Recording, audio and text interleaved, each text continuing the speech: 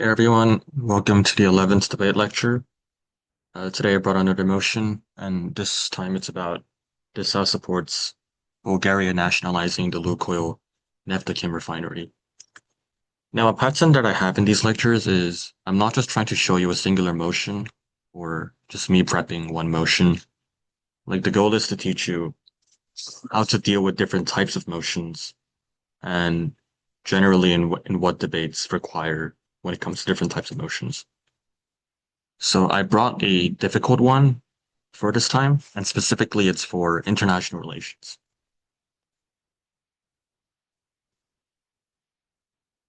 The first thing that I want to talk about with IR is, we call this IR, by the way. In an AP debate or world schools debate, difficult themes are generally IR and economics. These are very difficult. Philosophy and I guess any motions that you're not familiar with can be difficult, but the reason why these two are very special in difficulty is because they do, or at least seem to, require knowledge, like specific knowledge. For example, if you're debating on science and technology, or if you're debating on sports, it's never going to require to know about the specifics of how nuclear energy works or how like gene technology works. It's the motions are designed to for you to be fine to not know them. And if it's like philosophy, it's very easily deductible on what to argue about because oftentimes they'll just tie to utilitarianism. And if it's sports, like you don't need to know many sports players. But debate is very specific in that they require, or at least seem to require, IR knowledge and how economics works. So let's talk about economics right now. The first thing that I want to say, I guess the second thing, is don't be too overwhelmed when you see these type of motions. Don't be too overwhelmed for a few reasons. First of all, you're likely a high schooler or a university student. You're likely not a professor, and you're likely not debating with professors. So if you don't know or only have a slight knowledge about Bulgaria or the Lukoil Neftochim refinery, your opponent probably doesn't, and your judge, who is also probably just a university student, probably doesn't. So you're not going to be the only one that's unfamiliar with the topic at the hand. Second, debate in the rules don't require you to know the knowledge. Debate is about logical systems and logical comparisons and how strong your arguments are. The facts and hard facts, empirical evidence is inherently not a part of this. In fact, the rule book says the judge should be an average intelligent voter or an ordinary intelligent voter, which means the judge shouldn't have specific knowledge in anything. So it requires you to have a slight amount of knowledge, but not a lot.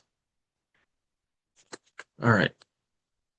The next thing that you want to do is I want to tell you that AP debate is also often about just exaggerating or wildly subjective claims.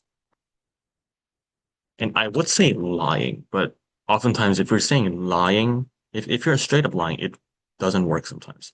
So I would say exaggerating very subjective claims. But you can't just blurt them out. You got to make it sound persuasive, first of all, and you need to make it logical. What do you mean by logical? Is when it's logical, it's deductive reasoning. So start with a commonly known fact and then make a conclusion out of that, and make another conclusion out of it. That's how you deduct and use deductive reasoning. So that's what you're going to do. Now, the reason I say this is because you might be thinking, I don't know how Bulgaria works. I don't even know if it's a democracy. And I don't know the first thing about like Russian oil or what a refinery is. It's fine. You probably know what oil is. You probably know that Bulgaria is in Europe. So use the small knowledges that you have and deduct something logically. You might be thinking, I don't know how to do logical deductive reasoning, but that's the one thing that debate does require. So learn how to do that. And be able to apply it. So now that we know these stuff, what do you actually need to do? Oh, deductive reasoning. But let's look at how we're supposed to reason deductively in this case. When you look at the motion, read the info slide, especially if it's not BP and you have a full 30 minutes or an hour, definitely just read the motion like maybe twice, maybe three times, because you don't want to miss anything from it. Because the info slide is meant to be very strictly necessary and helpful for the debate. So what I'm going to do is I'm going to read the motion and I'm going to reasonably deduct what this debate should be about or what my argument should be. Let's try to make it easier or I guess simpler. So assume that you're debating as the prop side. So this house supports, okay, so it's a supports motion. Bulgaria nationalizing the Lukoil Neftochim refinery. All right, so Lukoil, it's definitely an oil company, and if you just skim the info slide, it says it's an oil company. So this debate's going to be about oil. And what's related to oil? Well, we see the word Russian. So when we're talking about Russian oil, it's obviously about sanctioning Russia. Let's actually read the whole info slide so we can make it more simple. So Lukoil is a Russian company that owns the Lukoil Neftochim oil refinery in Bulgaria. In October 2025, the US and UK sanctioned major Russian energy firms, including Lukoil or Lukoil. I don't know how to pronounce it. Lukoil Neftochim is one of the largest oil refineries in the Balkans, and Bulgaria currently has a sanctions waiver that allows the Lukoil Neftochim refinery to continue operations. So what we're going to get from this is that this debate is about Russian oil. And Russian oil, basically, you probably do know, and I think you need to know at least this much. Russian oil is quite big. In Europe, historically before the war, countries like Germany have relied on oil from Russia. So it's not only good, but often treated as semi-essential and semi-necessary. Second, of course, like it even says in the info slide, many European countries are sanctioning Russian firms and have a vendetta against Russia. So because they want to isolate Russia economically. So if we allow Russian firms to operate in my country, you're going to do that less. And if you ban that, sanction that, then we're gonna have we're gonna fit the international stance more of sanctioning Russia. Okay. The next thing, just not to be too overwhelmed. So we can reasonably deduct that refinery is something that refines something, right? And you're going to be able to use the dictionary or ask the CAP questions. So the Bulgarian refinery is going to be necessary to use oil, at least in Bulgaria. So it's going to be a station that refines it and makes it able for usage. And it's very large in the Balkans. Balkans is just where Bulgaria is. It's like the region inside of Europe. You should probably know what a Balkan is. Okay. And the motion states the status quo as well. They currently have a waiver that allows the oil place to continue their operations. We got that. Next, other than Russian oil, I'll focus on these two words. First, nationalizing. If you're a debater, nationalizing is something you often see because it's going to be owned by the government.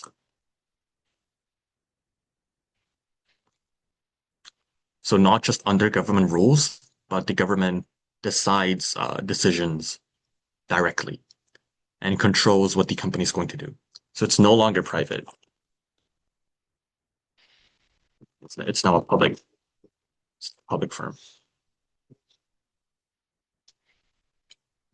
So, like, think of this. When a government is nationalizing a company, that's not really a normal thing. If you're buying a MacBook or a hamburger, you're going to buy it from a private company usually. So if the government is owning that, it's a specific scenario in this case. For example, the government often owns like electricity because they want to provide electricity for everyone. They often own education because they want to give equal education to everyone. So if they're nationalizing oil, there's a specific reason.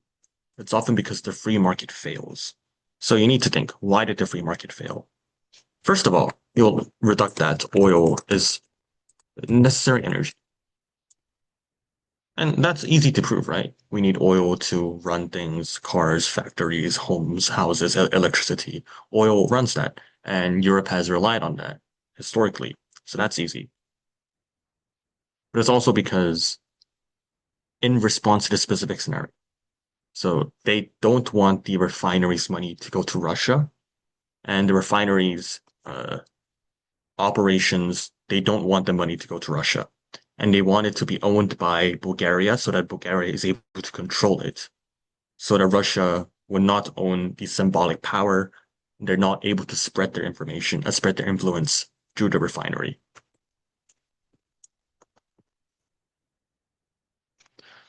I do think just continuing operations is the main part of this debate rather than nationalizing, because it doesn't seem too much like an econ debate. But I would also pay attention to nationalizing. Next about Bulgaria. Frankly, like I don't know much about Bulgaria either. I can't even name you the president. But Bulgaria, just deduct from things that you do know. So we know it's in the Balkans. If you don't know it's in the Balkans, you at least know it's in Europe. And you at least know that it's not as rich as France or UK or like the US is. So it's a like an okay semi-developed country. And if you want to go deeper, I guess like it's kind of Soviet, uh, kind of Eastern European, has that Slavic influence, whatever. I don't think you need all of that though. Just you probably know it's not super rich. You probably know it's in Europe. And if it's in Europe, it's definitely going to have talks about Russia. And the reason this motion is here in the first place is because Bulgaria generally condemns what Russia is doing, but is making an exception by doing by making this nationalization and the sanctions waiver. So historically, not historically, like currently, they're kind of against Russia and what they're doing. So that's the breakdown that you need to do when you get the motion. Don't just be overwhelmed. Uh, because if you're starting debate, if you're like a novice debater, oftentimes you get the motion and you complain about the motion and not prep anything for 15 minutes. That's going to be painful. And you'll just give an impromptu speech that's horrible quality. You don't want to do that. Go in there and deduct reasoning and make your arguments. Now we're going to talk about this part, exaggerated and widely subjective claims. Because even when you don't know stuff, you need to give a speech. And obviously the judge will know when you don't know stuff, but you can't make it so obvious. So let's deduct some facts. Um, like the government, as in like team proposition, would argue that Bulgaria relies on Russian oil. You probably don't know if this is true. Like maybe they have a strong nuclear energy, but you just say that because you kind of get away with it. You'll say that you have the ability to condemn Russia even when allowing the refinery to operate. Nationalizing would actually help.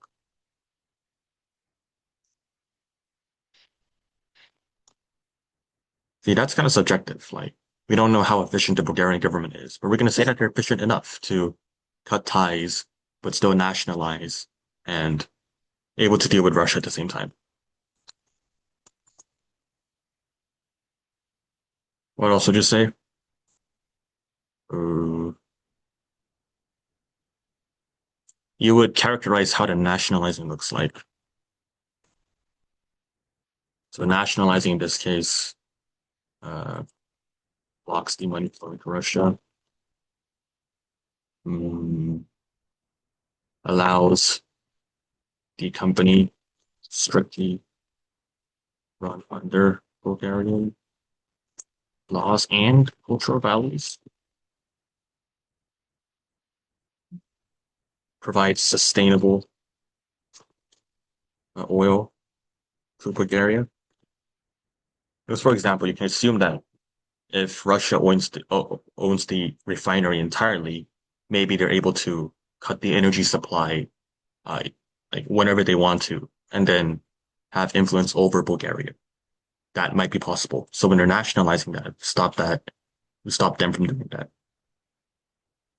And I do think, like for example, uh, if you're nationalizing a company, a refinery, you're going to take the profits away from that more directly, and you'll and if it's like Russia owned, then Russia is likely going to take more of the profit in that case. So these stuff, even if you don't know about the government, and I forgot to mention like IR econ and like government parliament, those type of debates. Because debate also requires you to know how like a government works, even if you don't know anything. So even if you don't know what a government is, just deduct like nationalize probably means the money will go more to Bulgaria and it will run under Bulgarian cultures and values. So you're gonna make these arguments. And this is way stronger than nothing. That's how you're gonna do it. Another thing about IR, and this is about debate in general, but IR is also about making weird examples that barely make any sense, but you just add it to your case anyway to make it sound good. You probably don't know that many examples, but just make something up, or not literally make something up, but uh, exaggerate from the small fact that you know, or use an example that you do know. Mm,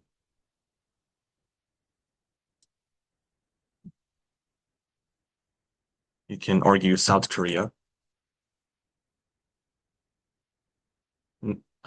semi-nationalized Samsung, or focused development for the country to use Samsung in a way that fits Korean goals of development,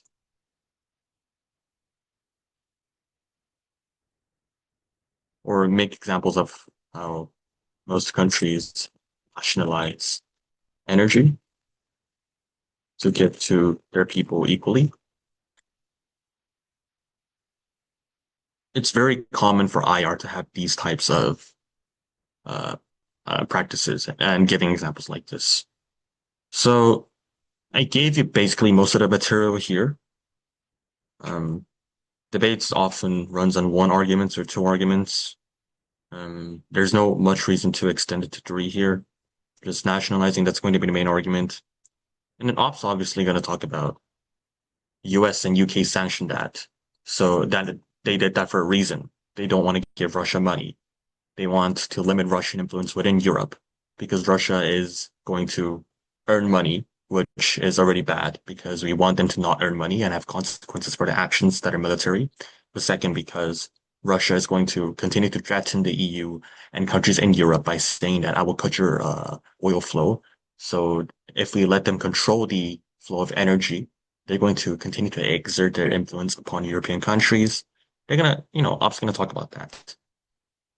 And also going to talk about how this impacts Bulgaria. Well, if Bulgaria is the outlier that allows these types of oil and this energy and gaining from Russia, then the US and UK will sanction Bulgaria too, which will put the Bulgarian people in danger. It becomes way easier to deduct. So if you're really confused and can't uh, absorb this motion, maybe just boil it down. Maybe just boil it down. Okay. The motion says Lukoil Neftochim, but this is just about Russian oil. I debated about Russia and Ukraine for years now. I know how to do this. Have your confidence and deal with difficult motions. All right. Thank you.